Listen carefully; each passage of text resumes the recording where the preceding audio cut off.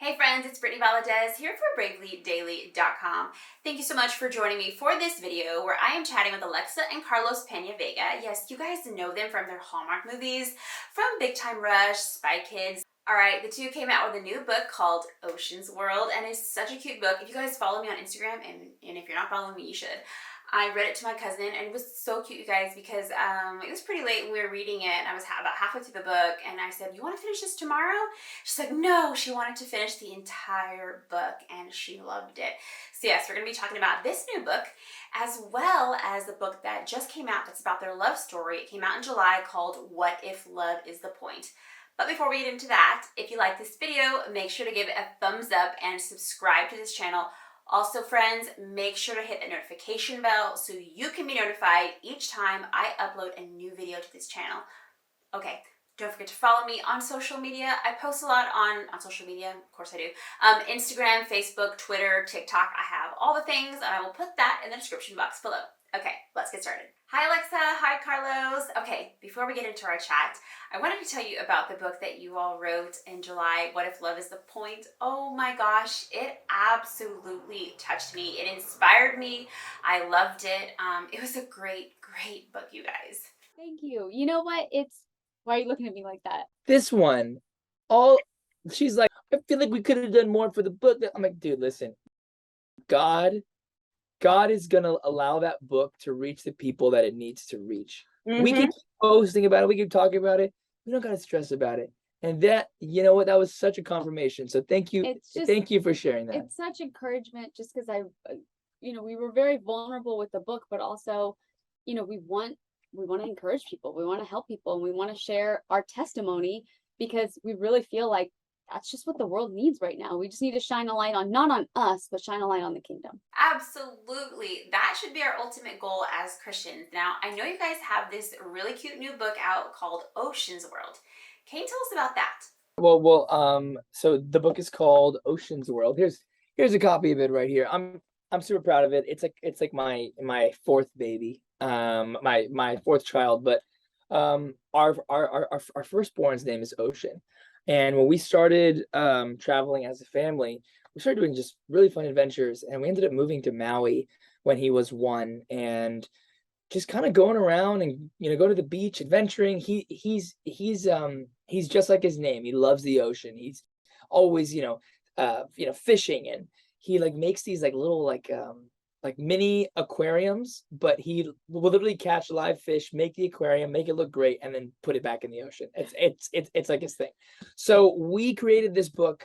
Not just for him, but with it, the idea was Dora the Explorer was huge back when I was a kid, and I wanted to make something just as cool and better. And why not do it based on our firstborn's life? So it is loosely based on Ocean's life with Kingston and Rio. Now you guys have this exciting life that you document all over social media. You all actually live in a really cool place.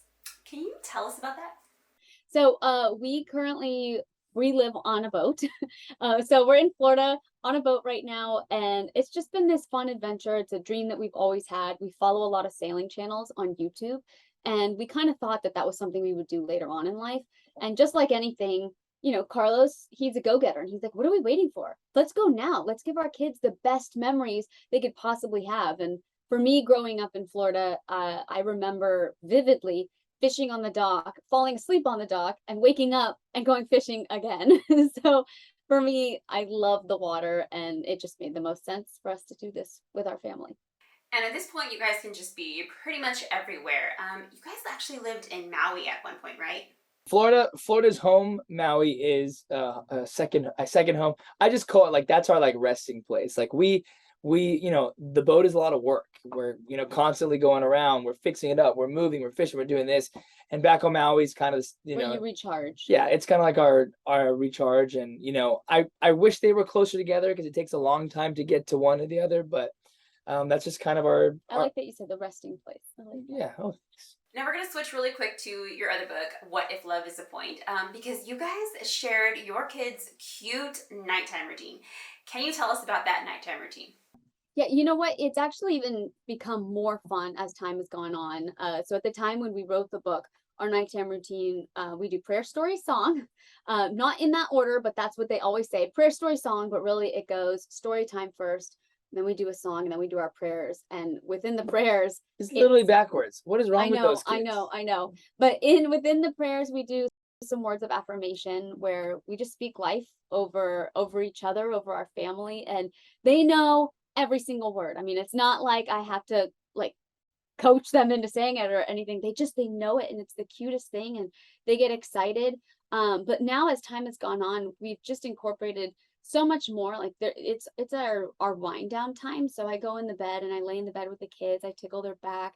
They get to tell me about their day and like what their favorite part of the day is. It's like really become this kind of event where we just really reconnect at night as a family, because the days can get really busy, especially parents of three. It's hard to give the attention to each kid that you want to give them. So being able to have that time at night to just kind of love on them, cuddle with them. Sometimes I've noticed like we've been so busy that I didn't even hug my kids today. So that nighttime laying with them, cuddling them is that, that like skin to skin love that's different. So yeah, so that's our nighttime routine, and it's just been getting better and better as they've been getting older. Okay, we live in a digital age. Social media is everywhere.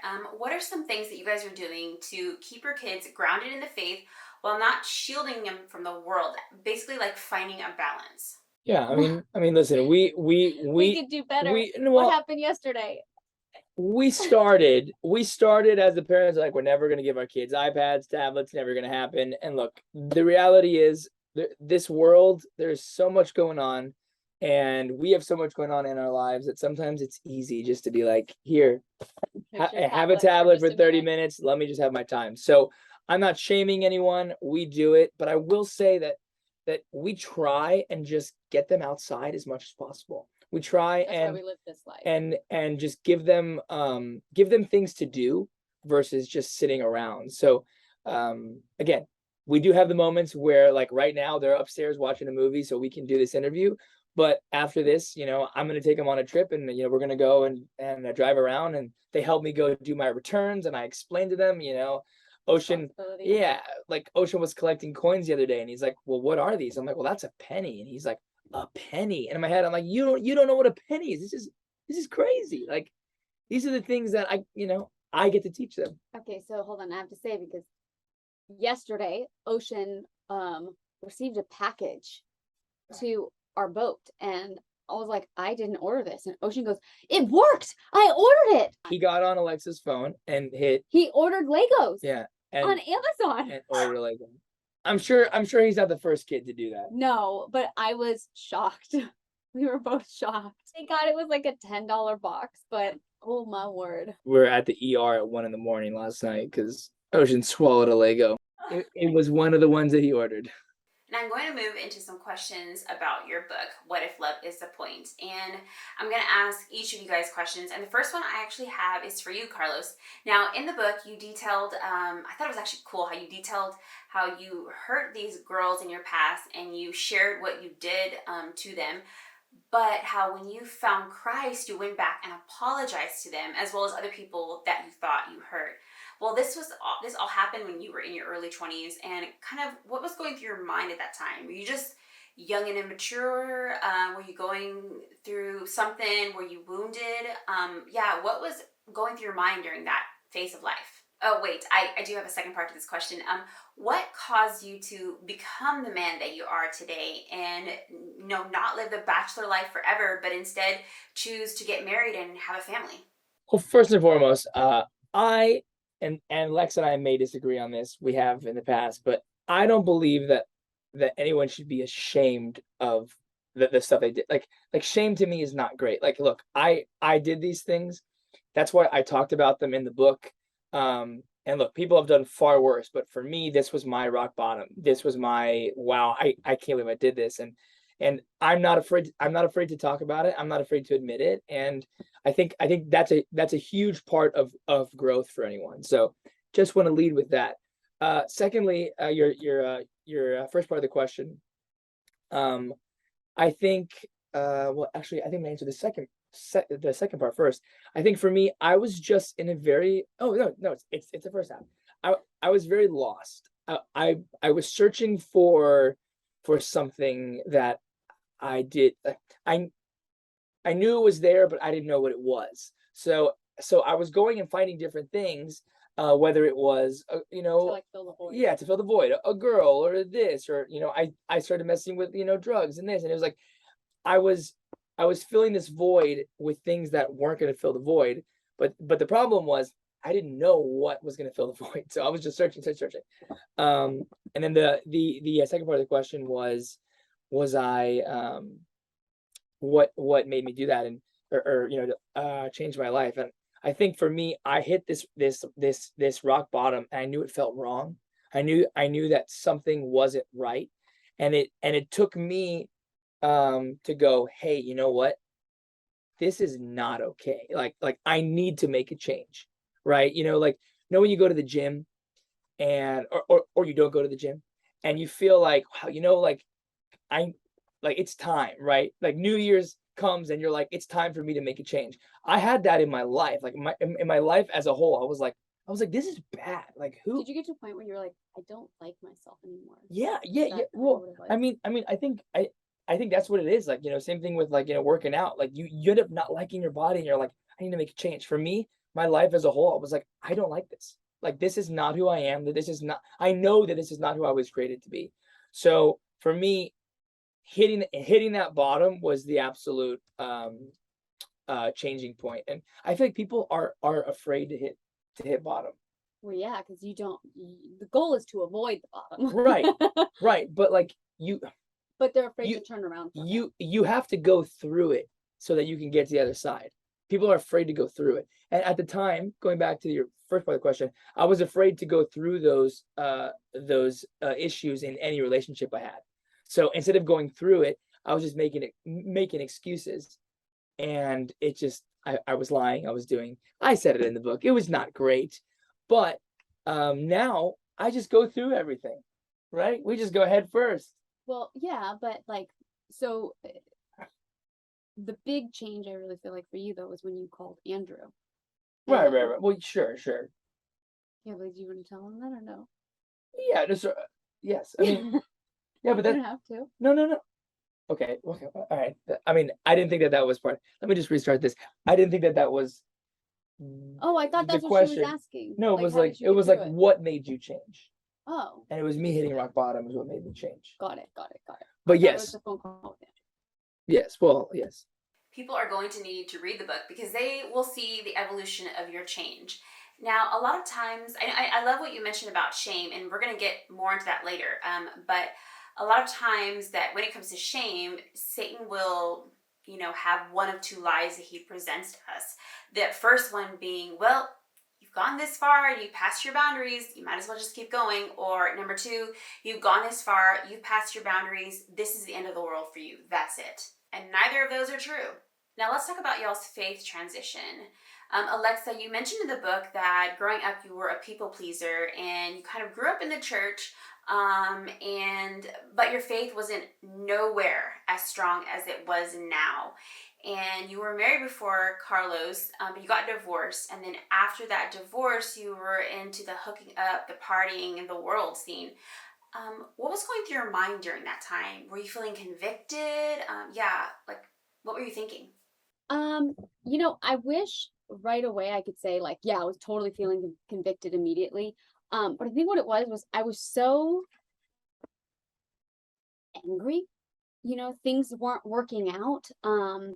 And it was definitely more of a rebellious stage. It was this like, I've made everybody happy. I'm constantly like, and it wasn't serving people out of a kingdom-hearted serving people. I was serving people from a people-pleasing place, which is not biblical. It's not a godly thing to do. So I think I was just burnout and very resentful when I came out of my divorce, which caused me to live very selfishly, but also in a way that, again, I was kind of trying to fill voids that were just not able to be filled by the things that I was doing, whether it was projects that I was taking, people that I was hanging out with, just stupid stuff that I can tell you was not in my heart at all. And like there was some like guilt knowing like I know this isn't what I'm supposed to do, but I also know that God still loves me. And it was a very, it's kind of like a lot of Christians today. It's that loose Christianity where you make Christianity or following Jesus what you want it to be, as opposed to what does it look like to really take up the cross and follow Jesus. And when my friend Andrew called me to invite me to Bible study, it happened to be at a time in my life where I was going through all of this, and I finally was just like, you know what, I want to dig back in with God, because I would still pray every night. I would still have a relationship with him, but I'd also still do what I wanted to do. I wasn't really living for him. And that Bible study was the moment my life completely shifted. It was a 180, and that's also where I met Loves. We know that story, and you guys, I interviewed them several years prior where they shared their love story. It's also in the book, but I'm going to put my interview with them in the description box so you can see that story. Now, Carlos, you mentioned in the book that there was a time where Alexa was patient with you and didn't judge you. What did she do that showed that she was patient and didn't judge you? This was right after we started going to Bible study together. A couple months into our relationship, I felt really convicted. We were having sex before marriage, and I felt really convicted about it. And it was a topic that I brought up with him. And that's where this is all coming from. And I think what you said in the book was how, like, even though I was convicted and I told you we had that conversation and the conversation didn't go well, instead of me like blowing up and getting angry, I was just kind of like, all right, I'm just going to keep praying about it, and I'm going to be patient with him, and we'll be able to get through this. Do you remember that? Nope. Oh my gosh. But yeah, that's basically what it was. And I think it's hard. It's something we have to remember, and I have to remind myself even now, is like, in the same way that you have to find patience with your children, we are all still babies in certain areas where we have to grow in, whether it's in our faith, whether it's in like the workplace, wherever. Like, we just have to have more grace with one another. And it's really easy to get mad or annoyed or frustrated, especially, coming up on 10 years together.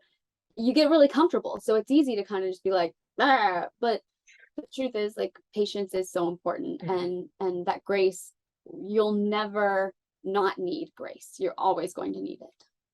Yes, that's exactly correct. Now, Alexa, in the book, girl, your prayer life is strong. Okay, so what advice would you give to women who to encourage them? Because I know a lot of times as women, we can go to our men and immediately tell them what's wrong, but you took yours directly to prayer. So prayer, without even realizing it, I was praying when I was really young for a long time, and I would talk to God, but I didn't really know how powerful prayer was. And as we've gotten older, man, it's just a part of everything we do. We are always praying over our kids, always telling our kids to pray, like, for every little thing, that we don't even think about it anymore. Honestly, I think in the season that we're in, we wish that we had probably more in-depth prayer, where it's like, before we had kids, we had where you could go into the room for 2 hours and like be on your knees with God.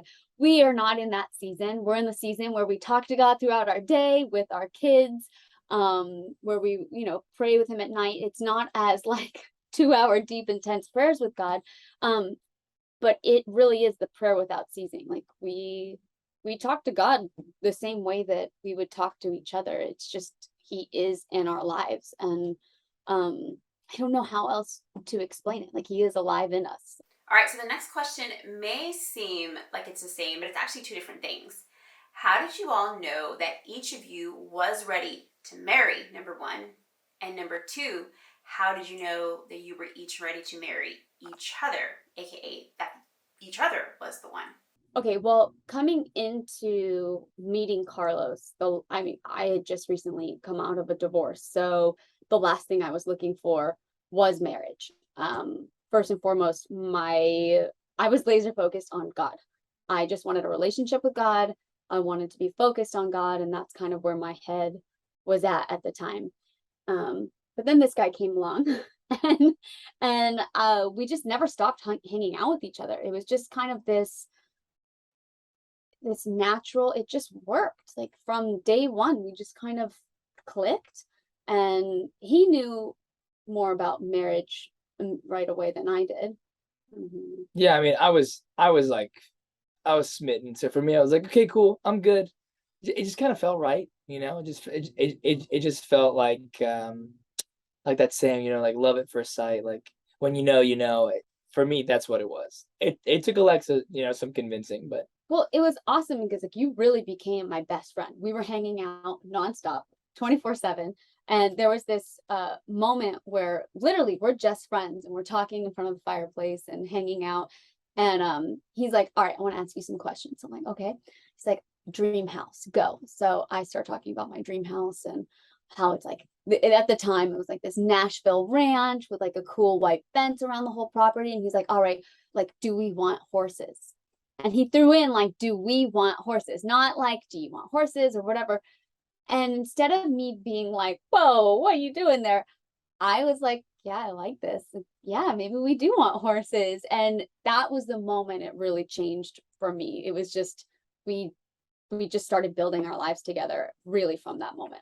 All right, y'all are busy parents and entertainers. So tell us, what are y'all doing next? yeah, well, I mean, we have Ocean's World coming out October 25th. We actually have a song. If you pre-order the book, there's an Ocean's World theme song by featuring Big Time Rush and Mafio. So we're super excited about that. Alexa's leaving to go film a Hallmark movie very soon. And what else? When's our next book coming out? When's Is it it? 2024? No, 2023. We have another book coming out. So there's a little something in the works right now. There's just a lot of little things, and you know, for us, we just want to keep the family together, and we're really only taking projects that don't require us to be separated for too long. With the So exception of this next project that I have to take because it's out of the country. So yeah.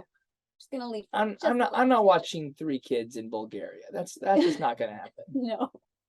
Earlier in our chat, we mentioned shame and how Satan can encourage us to keep going if we've already passed whatever boundaries, or that we feel all this shame like the world is ending and it's over for our lives. Now, Carlos, what advice and encouragement would you give to men? And Alexa, what advice and encouragement would you give to women to show them that that's not true? I mean, that's a heavy loaded question. I think first and foremost, like I said earlier, don't be afraid to take your past on. Like for me, and again, Lex and I disagree on this. I'm not ashamed of who I was. I don't like who I was, but I'm not ashamed of it. And I think shame is such a bad it taints everything. Like if you're shameful, then it just makes you feel gross. And like for me, it really made me hate myself. Right. So for me, I was like, you know what? I'm not ashamed of who I was or who I am in that moment, but I can look at what I can be. Right. So it's like I'm basically saying like you have to be able to go, okay, this is who I am right now. This is what I want to be. How do I make that change? Most people that I meet who have issues, they're like you said, I've already gone this far. It doesn't matter. Oh, well, no one will love me now. And it's like, hey, listen, you know, just like I changed my hair color, you can change anything about yourself. Well, I think go ahead. What you're talking about is almost like the victim mindset. Like yeah, absolutely. So I don't think we actually disagree so much. On the wording. Alexa's always like, oh, I'm so ashamed. I'm like, no, I am not ashamed of my past. That's who I was. This is who I am now. And without that, I wouldn't have this testimony. Right. So if I was ashamed of it and never spoke about it, what do you like what testimony do I have? Nothing. Absolutely nothing. But because I'm willing to go, this is who I was and this is who I am now, you are able to go, and anybody reading the book is like, dang, that's pretty cool. Look what God did in his life. That's what I was trying to say. Good. I think you did a really good job. Come on over. So I think for me, when I think of like what my past was, and that's the only thing I have to go off of, is I don't like who I was at all. Like I still don't, and I don't ever want to go back to that, because I was living a people pleasing and then also self-serving life where it was not about showing people who Jesus is through my actions. I was showing people the opposite of that through my actions. So while I don't carry that shame with me, I don't ever want to go back to that place. And it's not something I'm proud of in the least. But because I did give my life over to God, he was able to take something that was ugly and something that could be really shameful and turn it into a testimony that I can use to talk to other people. And some of the biggest things that I would say, and I feel like you kind of can get it from the book, would be when you're coming out of this place, whether you have a lot of shame or whatever it may be, drop anything of being the victim. Because if you're a victim, you will carry your shame, you will carry that you've been hurt and you've been duped and you deserve more. Look, it would be great to live in like a perfect unicorn happy life, but the truth is, this is the world. Like this, there's sin in the world, there's hurt in the world, there are things that we can't explain that happen and they don't make sense. But when you really start giving your life over to God and allowing Holy Spirit to really guide your life, all those voids get filled right up. You stop people pleasing, but you start serving in a way that you're like, oh, I'm living with purpose now. When you people please, there's no purpose behind it other than like me, like I just want to make you happy so then you're not mad at me. And it's like, wait a minute, that's not the kind of life. Like when you serve the kingdom and you serve like the people of God because out of like the goodness of your heart and out of love, not out of a self-serving hoping they love you back, that is fulfilling because then you actually have purpose. Carlos, I see exactly what you're saying. You're not ashamed of your story because of where you are today. And I actually had this evangelism pastor say something like, it's your life BC before Christ and then your life after. 100%. Absolutely, yeah. Yeah. That's great. You have to share your story. That's the only way to like your testimony to work. You know what? And you're right. I'm ashamed of the things that I did, but I'm not ashamed to talk about it. And Yeah. and I think that's where it all lies. Like, sure, be ashamed. It's okay to be ashamed of the things that you did because that kind of stinks. But you shouldn't be ashamed to talk about it. The moment that like you're ashamed to admit it and ashamed to speak about it and ashamed to make truth that like this is what I did, that's when it's just it's a whole mess. So yes, I like it. I like that. We have accomplished a lot today.